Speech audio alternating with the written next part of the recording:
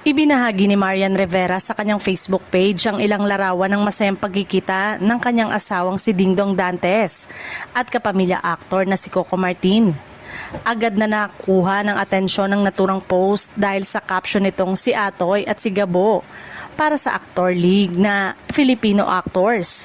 Soon na may logo ng Star Cinema. Dahil sa caption ni Marian, marami ang napaisip at na-curious kung ano ang tinutukoy nitong soon.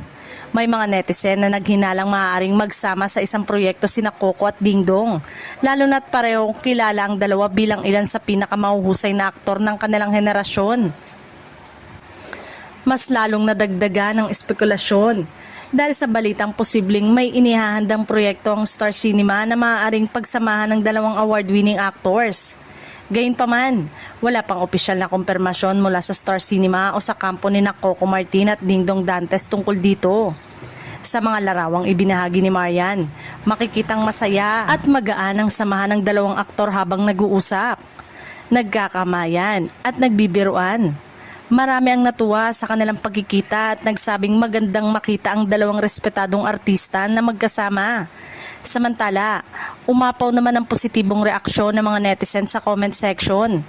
Marami ang nagpahayag ng excitement at nagsabing handa silang suportahan ang anumang proyekto na pagbibidahan ni Coco at Dingdong kung ito man ay matutuloy. Sa ngayon, nananatiling palaisipan ang tunay na kahulugan ng caption ni Marian Rivera.